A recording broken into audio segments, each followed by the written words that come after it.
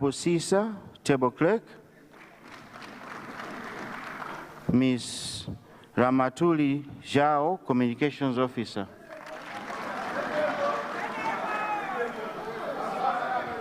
Thank you very much.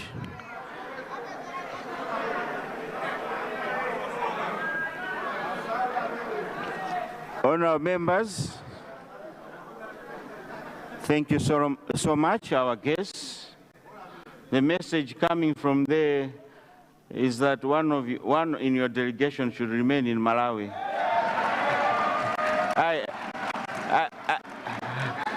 Mr. Speaker, I don't know which one. That you'll decide. But you can also leave for the speaker something. Honourable members, as I conclude, let me say to all Muslims, Ramadan Mubarak. May this holy month bring peace, blessings, and an abundance of joy to you and all your families. To our Catholic colleagues, I wish you a blessed and meaningful Lent season.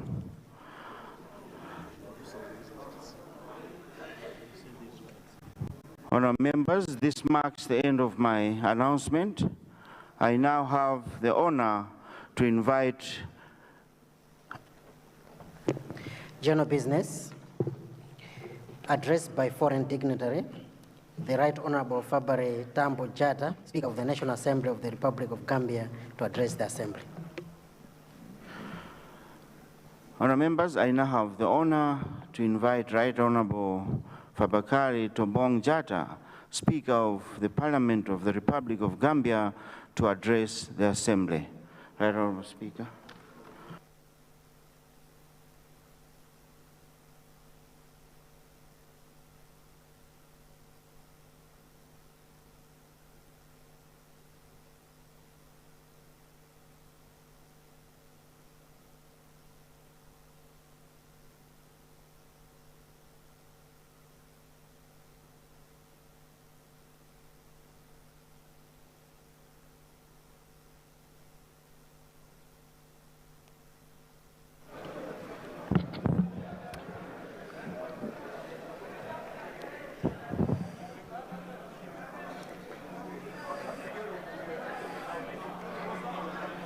Good morning, honorable members.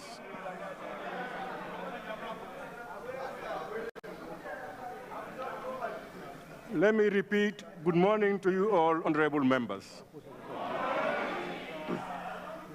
The Right Honorable Speaker of the Parliament of Malawi, honorable deputy speakers, the leader of the House and the leader of the opposition, cabinet ministers and deputy ministers here in present, honorable members of the Parliament of Malawi, the clerk of Parliament and distinguished parliamentary staff, distinguished ladies and gentlemen, all protocols duly observed. Right Honorable Speaker, honorable members, allow me to begin by expressing my profound gratitude for the exceptionally warm reception accorded to me and my delegation since our arrival in Lilongwe. Malawi is rightly known as the warm heart of Africa. And indeed, we have felt that warmth, not only in your hospitality, but in the deep spirit of African fraternity that flows through the great parliament. This welcome is not simply a national gesture. It is an African embrace. It is the handshake of one people to another, reminding us that before we were separated by colonial borders, we were united by history, culture, and fraternity. Right Honorable Speaker, honorable members, I stand before you today with humility and a deep sense of history. I'm informed that this marks the first occasion on which a Speaker of the National Assembly of the Gambia has been invited to address the Parliament of Malawi. This is more than a ceremony. This is more than protocol. This is a milestone in African parliamentary diplomacy. It is a powerful reminder that the distance between the smiling coast of Africa and the warm heart of Africa is not measured in kilometers, but in the strength of our shared democratic values and our collective African aspirations. Today, we reaffirm that Africa's parliaments must speak not as isolated institutions, but as pillars of a continental democratic renaissance. Right Honorable Speaker, I am honored to be accompanied by members of the Assembly Business Committee of the National Assembly of the Gambia. We are here on a mission of learning and benchmarking. The Assembly Business Committee is, in many ways, the heartbeat of parliamentary effectiveness. It determines how legislative priorities are set, how oversight is organized, and how the people's business is given voice and structure. We have come to Malawi because we admire the parliamentary reforms you have undertaken.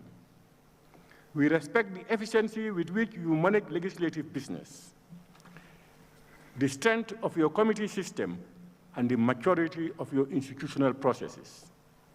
We are here because Africa must learn from Africa. If the 21st century is to belong to Africa, then Africa's institutions must rise together.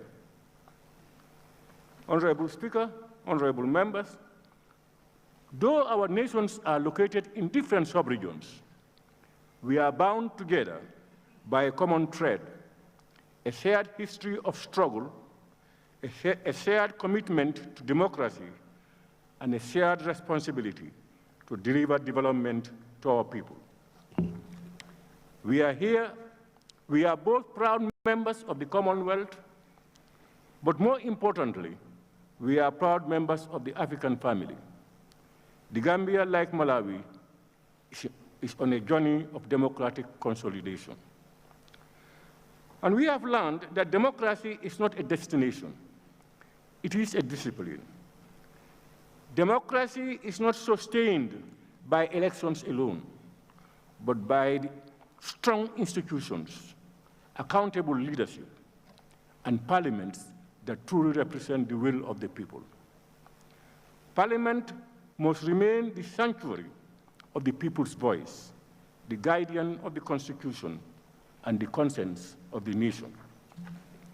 Right Honorable Speaker and honorable members, our citizens do not judge parliaments by the elegance of our chambers, but by the impact of our decisions. They want laws that improve lives. They want oversight that protects public resources. They want representation that reaches the farthest village. The farmer in the central region of Malawi and the fisherman on the Atlantic coast of the Gambia are asking the same question. Will democracy deliver dignity? Our duty as African legislators is to ensure that it does. A parliament that is well organized is not merely efficient, it is transformative. For when parliament is strong, democracy is safe.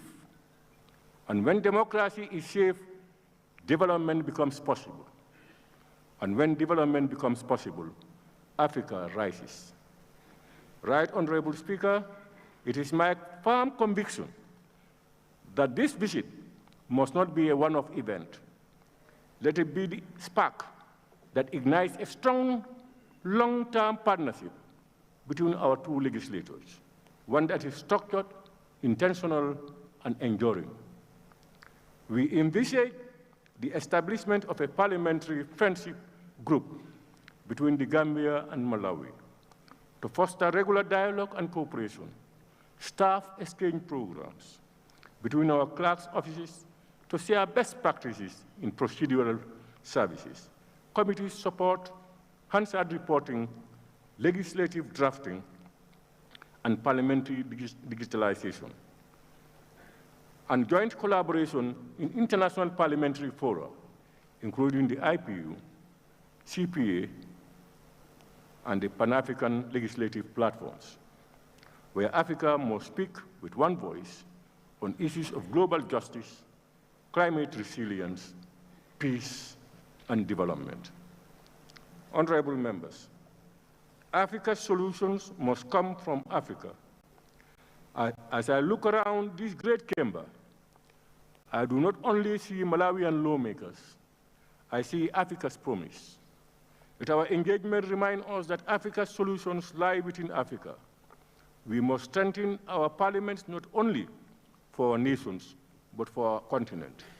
For the Africa we want will not be built in foreign capitals.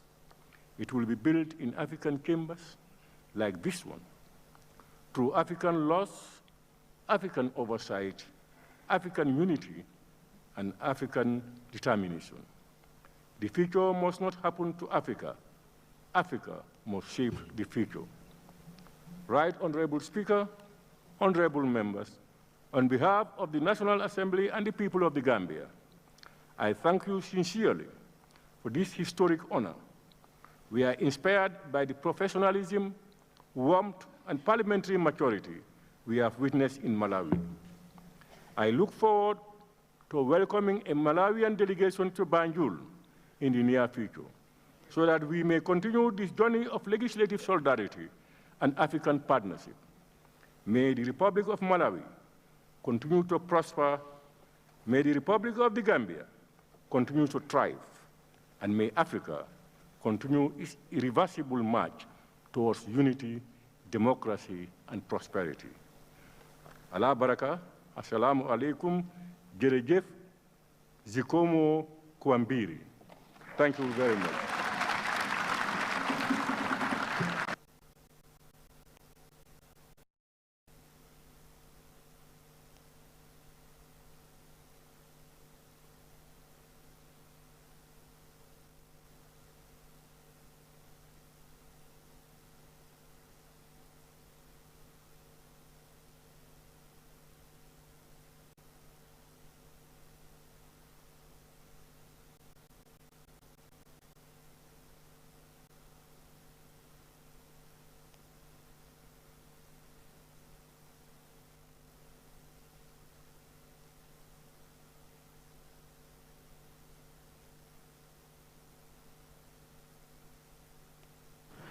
Thank you.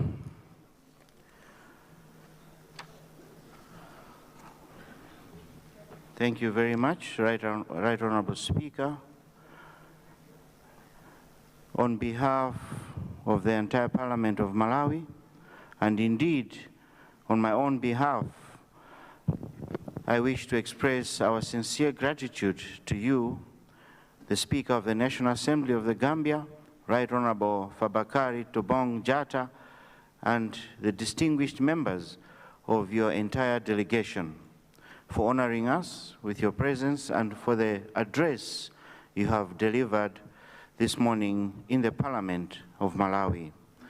Right Honorable Speaker, your address has enriched our understanding of the work and priorities of your Parliament, and they reaffirm the shared aspirations that bind our two sister parliaments' commitment to democracy, service to the people, and continuous strengthening of parliamentary governance.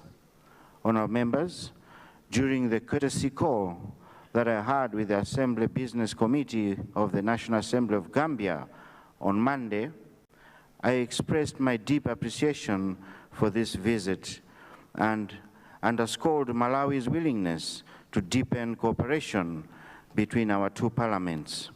I reaffirmed that our doors remain open for continued engagement of best practices. I also reiterated the Malawi Parliament of Malawi's commitment to, one, enhancing institutional collaboration between our business committees, 2, supporting peer learning for members and secretariat, 3, sharing Malawi's experience on parliamentary procedure and practices, and also fostering a long-term relationship that promotes capacity building and mutual growth for both our parliaments.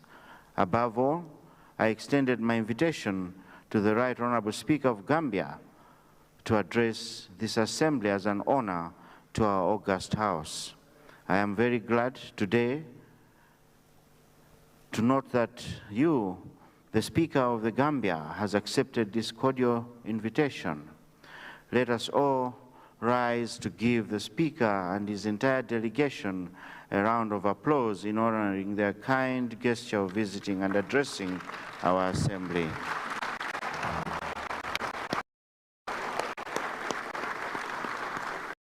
Thank you. Thank you.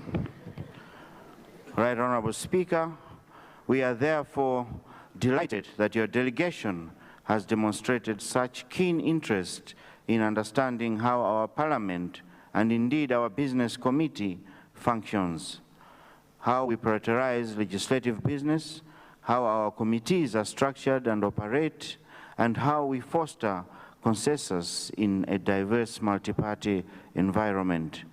Equally, we have benefited from the experiences and innovative practices you have shared with us, and we look forward to applying these lessons to strengthen our parliamentary work.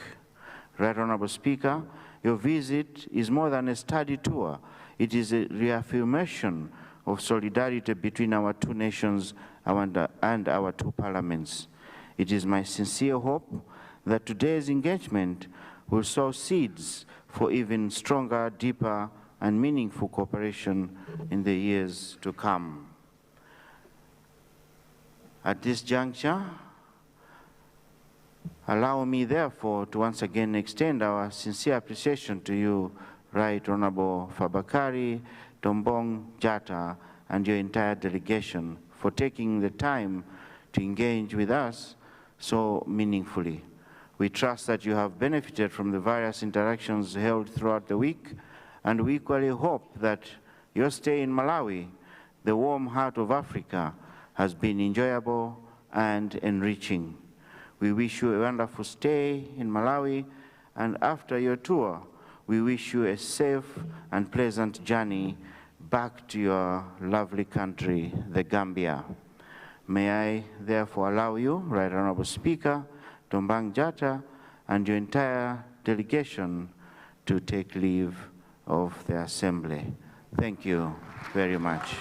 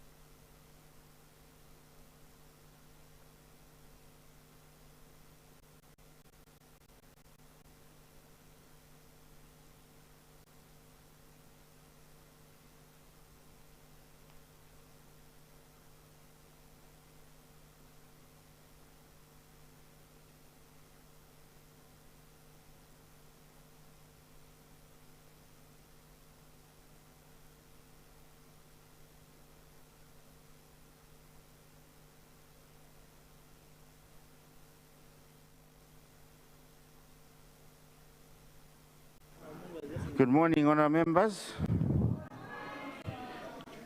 Which honourable member would like to visit Gambia? Please raise your hand. I'm taking names. I see only Honourable Baba. I see you're interested to go to Gambia. I'll get the visa processed for you.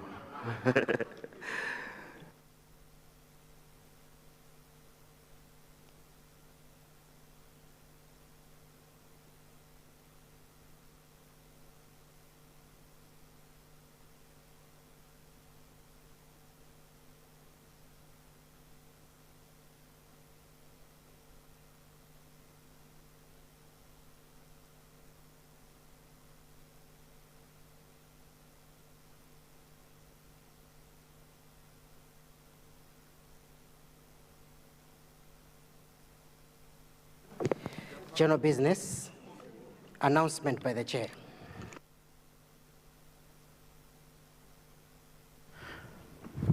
Thank you. Honourable members, I wish to inform the House that the Business Committee met yesterday in the afternoon during a health break. The main agenda of the meeting was for the Business Committee to consider Private Members' Bill number 2 of 2025, Constitutional Amendment, which the President withheld assent. I wish to inform the House that the Business Committee considered the reasons given by the President for withholding his assent on the bill, and also the request made by the mover of the bill, Honourable Member from Zimba South, to reintroduce the bill for the House to debate it again. After deliberations on the matter, the Business Committee agreed that the bill should not be reintroduced in the House. The Business Committee resolved that the government side, through the Leader of the House, Minister of Local Government and Rural Development, and the Honourable Minister of Finance, Economic Planning and Decentralization should engage honourable members to clarify on CDF guidelines which are being developed to address issues raised by the honourable members. In this regard, may I ask the members of the Business Committee to confirm on what I have just communicated to the House, starting with the Leader of the House.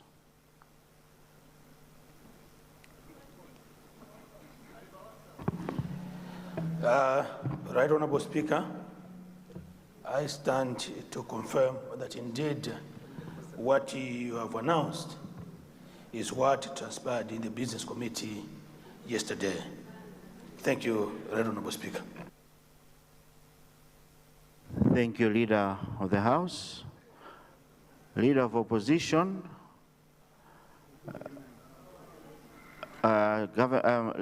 Opposition Whip. Thank you very much, Right Honourable Speaker. Allow me to confirm that indeed the Business Committee met and the matter as announced was indeed brought for discussion, and government position was made known clearly, and discussion was cordial. Strong suggestions were made for the pending of the item, and it is in the midst of that discussion that the Right Honourable Speaker had to be called upon to perform the rightful functions of closing the meeting. Thank you very much, Right Honourable Speaker. Thank you, Opposition Whip. Honourable members, this marks the end of my announcement.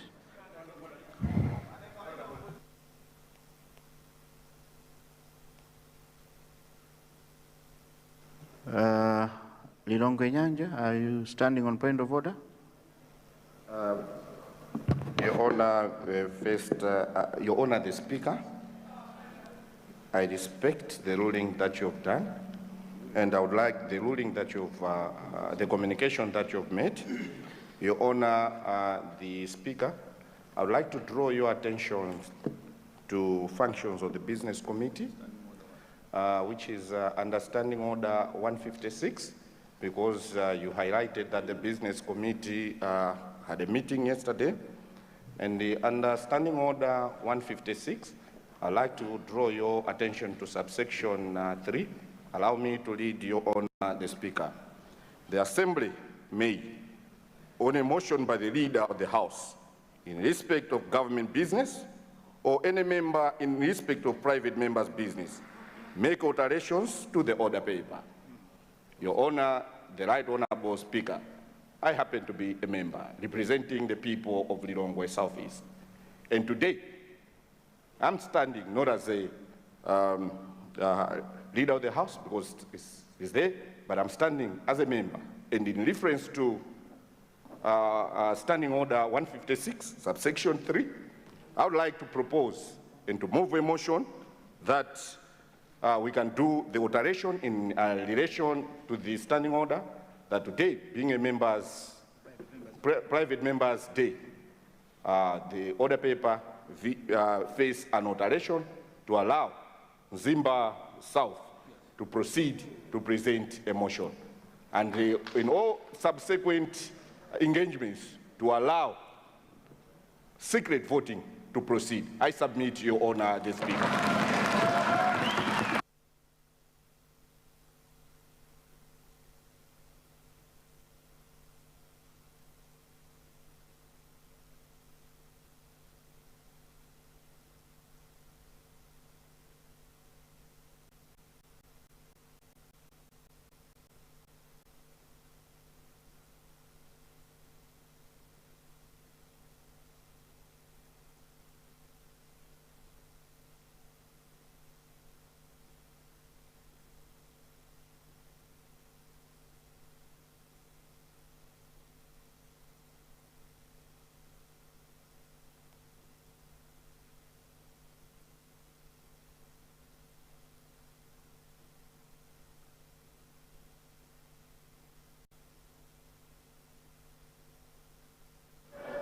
Thank you very much, Honorable Lilongwe Nyanja, for that.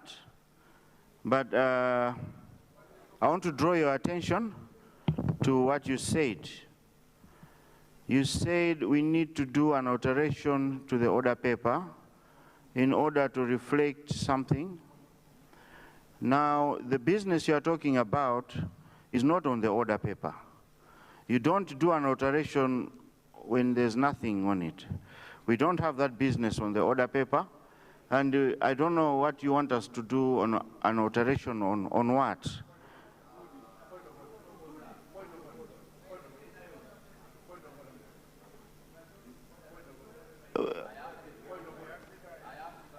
I have not recognized you, Dezakasina.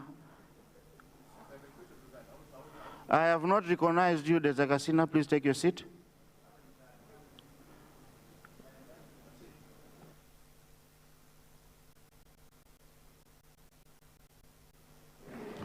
Thank you so much, Your Honor, the Speaker.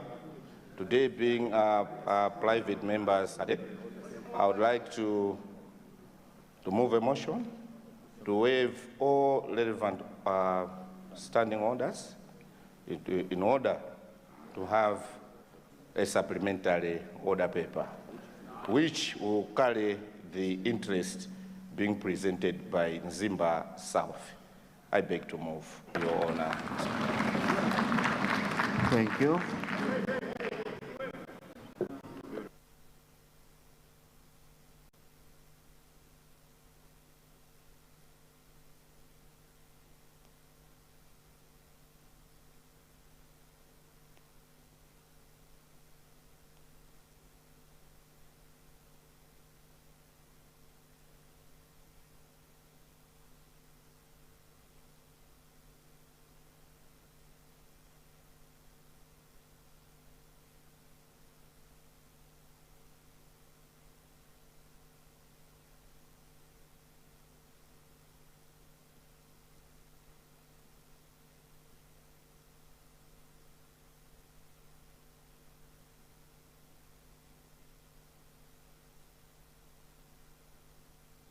Thank you, Lilongwe Nyanja. Honorable Lilongwe Nyanja, before we go into that motion, I wanted to know what business it is that Zimba South is bringing for honorable members, because it will be a vote. Yes, Honorable Zimba South. Through you, Mr. Speaker, good morning. Good morning. The business that Lungnyamja highlighted about is the one that I wrote you on 10th of February. And on Monday, I reminded you, and today you have given your position on the matter. And this is the introduction of private members' business, number 2 of 2025, constitutional amendment. I beg to move, Mr. Speaker. Thank you.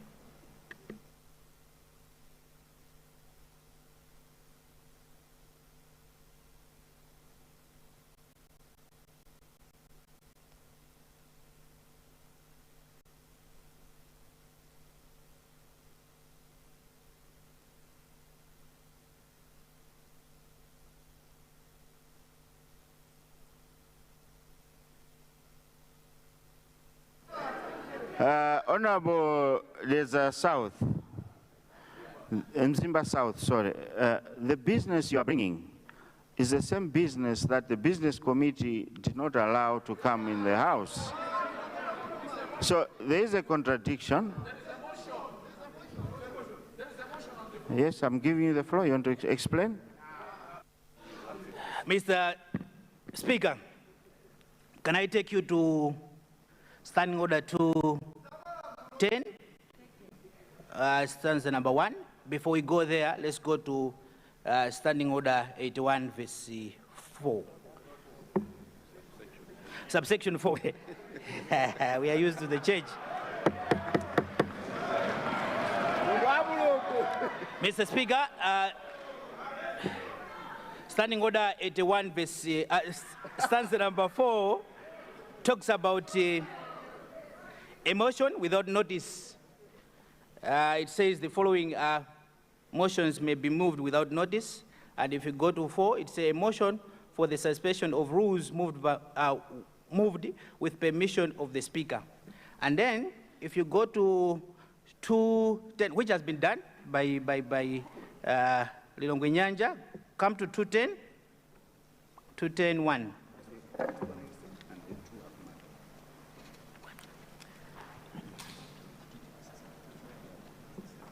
210-1 says that the suspension and variation of rules, subject to sub-rule 2, the Assembly may, on a motion by any member, suspend any rules of these, any of these rules or any such part of the law as is specified in the motion, but only for the purpose of such sitting of the Assembly and Committee of subsection. Now, let me finish up with the 156B.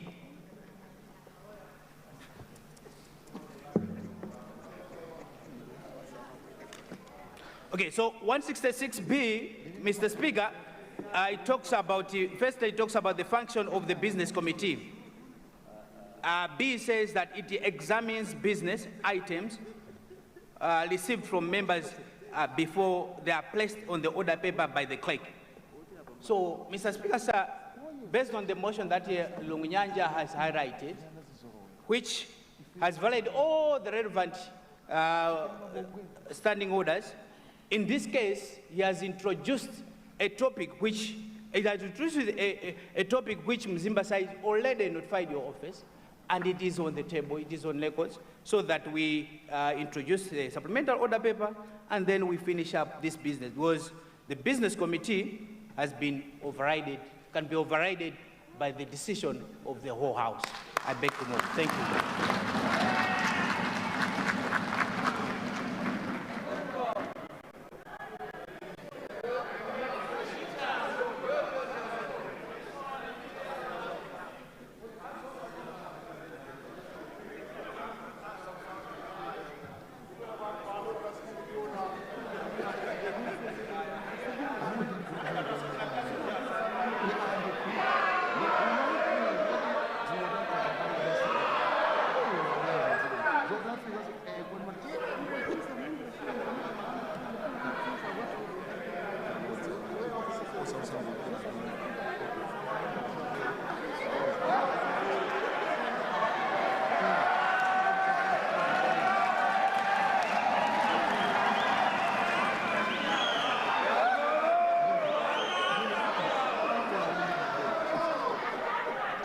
Leader of the House.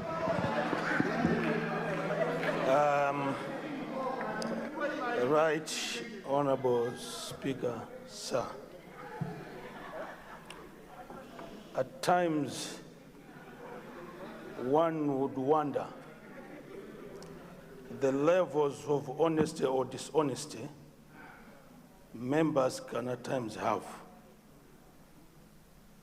I'm saying this because yesterday we met in a business committee and we made undertakings. I came here on the floor on the same understanding, asked the Minister of Local Government to make a commitment in regards to the guidelines as guided by the President of this Republic. That was done. And we agreed that we will wait for the guidelines that are actually under, that are being developed. No amount of noise,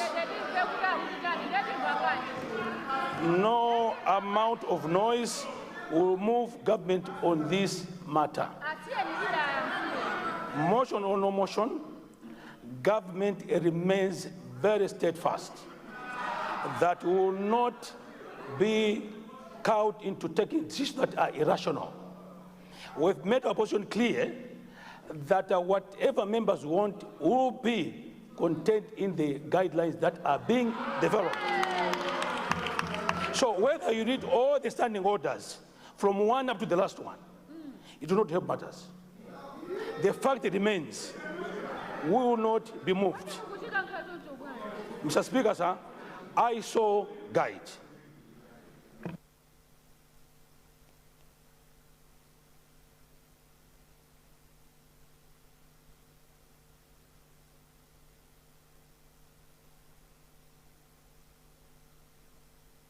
Yes, Lilongwe Kasina, what has gone out of order?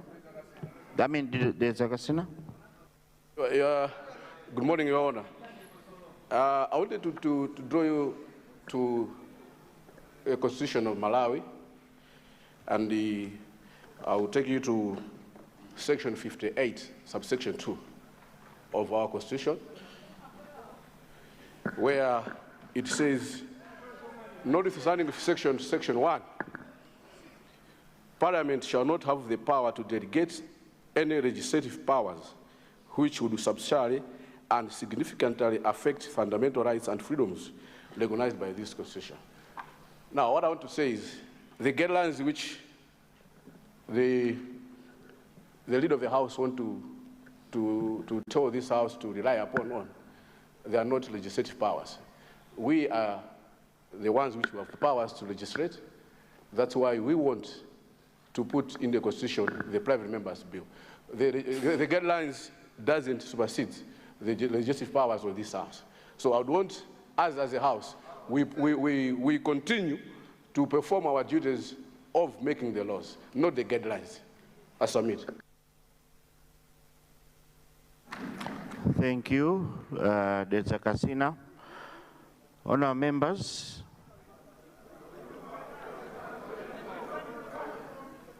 yes, Lilongwe Nkhotakota Central.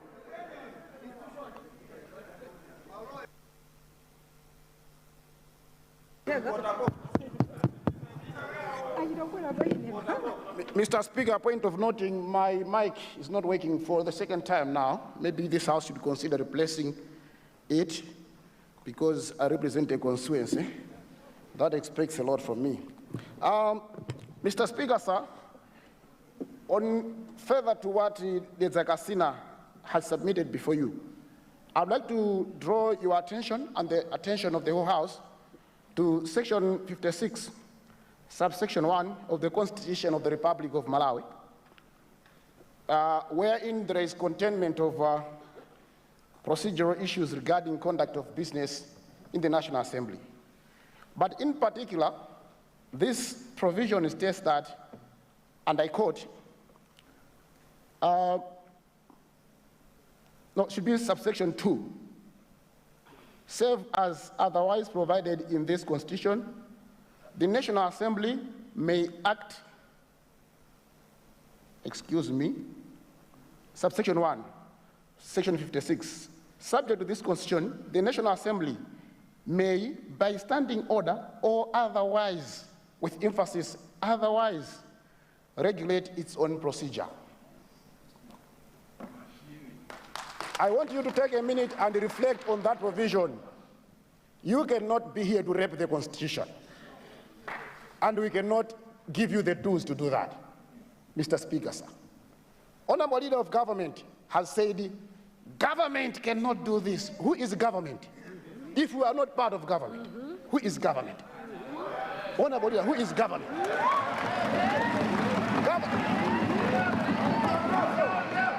I don't want to teach you the basics of democracy, that government has 3 branches. And we are an equally important branch. You cannot refer to 6 people sitting in a corner somewhere as government.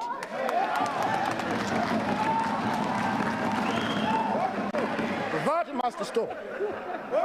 That disrespect of this House must stop. That disrespect of the Constitution must stop. Where is representation if we don't feature in the picture of government? What are we doing here if we're not government? By this provision of the Constitution, Mr. Speaker, sir, Section 56, subsection 2, we have all the latitude, all the overriding powers, and all the mandate to regulate our own procedure.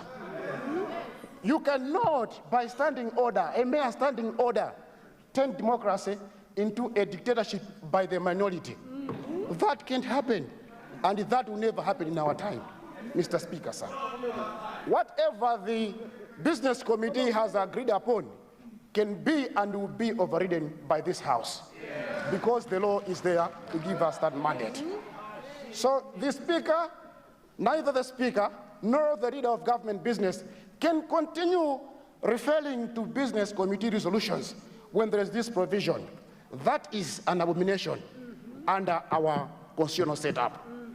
I support the motion that the business paper be varied, or any additional order paper be brought, supplementary order paper be brought, so that the Honorable Nzimba South is allowed to retable his bill. It must be up to this House to deny or accept that bill.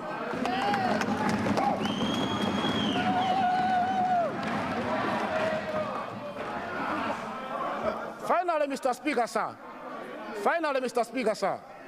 This is the only congregation, as we sit here, that represents everyone in this country. The Business Committee, wherever they sit, they don't represent everyone in this country. They represent the interests of the few that they know. If this House is denied the opportunity to regulate its own procedure, then I wonder and I seek answers from you, what is democracy to us? Thank you.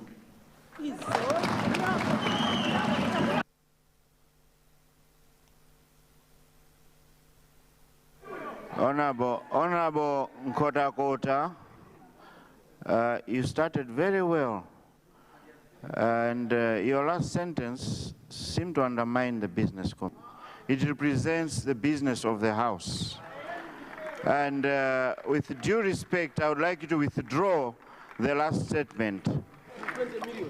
Mr. Speaker, for the purposes of progress, although I don't agree, I withdraw. But I stick to my substantive submission that this House has overriding powers to regulate its own procedure, including to override what the Business Committee has agreed. And that must be beyond dispute, Mr. Speaker, sir. Thank you. I have taken your point. Honourable members, we have a motion. The motion is to vary the order paper to allow a supplementary order paper to be brought in the House. Those of that opinion say aye. Those of the contrary view say no.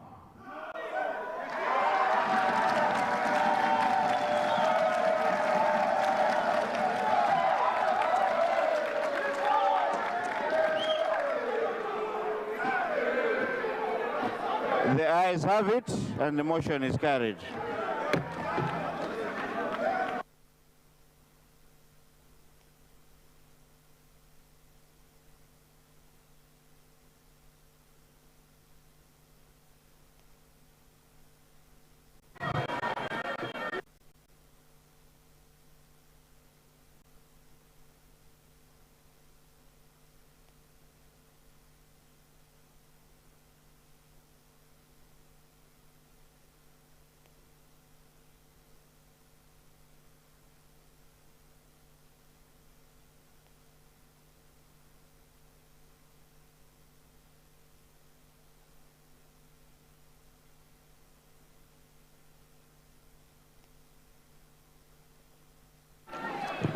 General business, questions on notice to ministers for oral replies.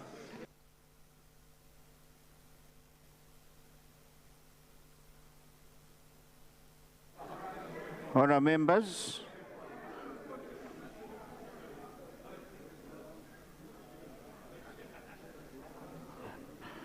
we have question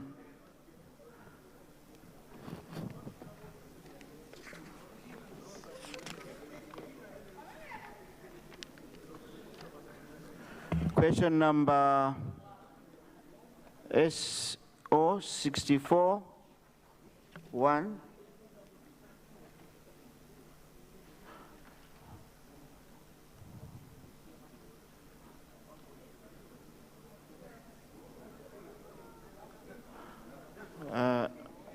Table clerk.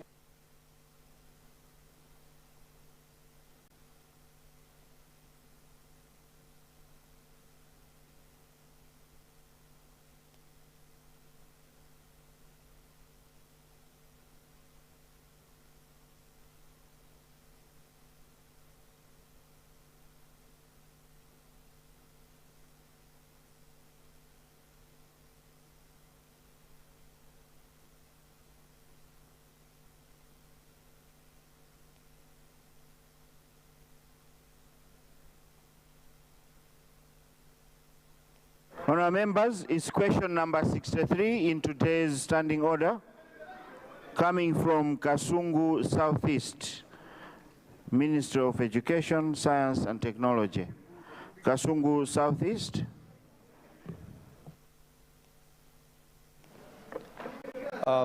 Thank you, Right Honourable Mr. Speaker, sir.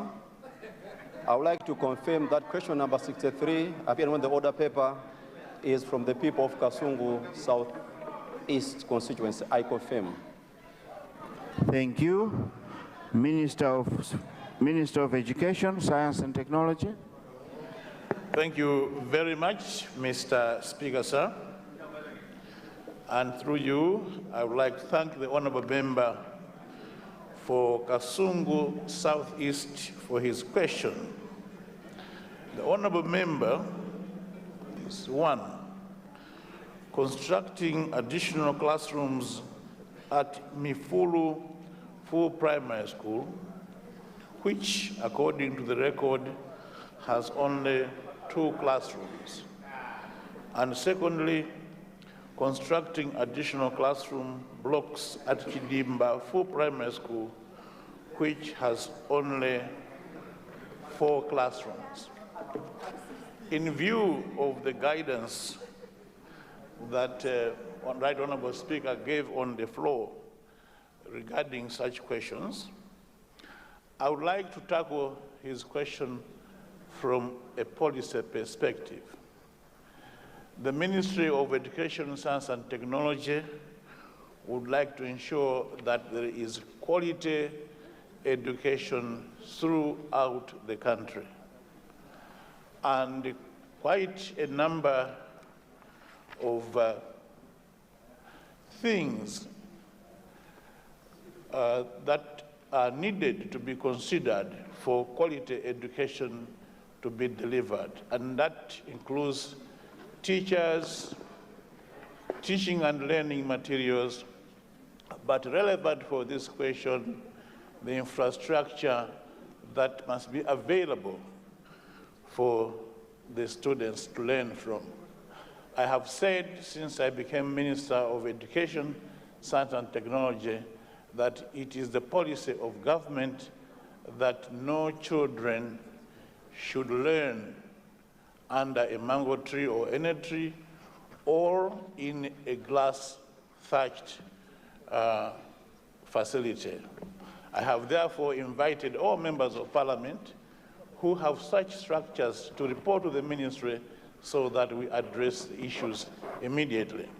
Now, responding to your specific 2 schools, I would like to invite you, honourable member, to bring this matter to the council and include these 2 schools for improvement using the CDF. My ministry will provide to all members of parliament the designs that are acceptable for classroom blocks at primary school level. We will also provide designs for classroom blocks at secondary school level. And for the proper utilization of the CDF money, we would also give some kind of indication of how much each classroom block will cost, including the cost and design of teachers' houses. We will follow up on these two schools. We will be committed to ensuring that we have added classroom blocks at Mifulu Primary School, as well as Chidimba Full Primary School, to ensure that the numbers of students that are enrolled at these two schools are appropriately accommodated. So where I'm advising the honorable member to ensure that this matter is presented to his council, be assured that you will receive my support to ensure that through the Director of Education, Youth and Sports, your request is fully addressed within the coming budget. I thank you, Mr. Speaker, sir. Thank you very much, Minister of Education, Science and Technology. This will also mark the end of question time. Honourable members, it's now 10:46. I suspend the House for health break. We'll be back at 11.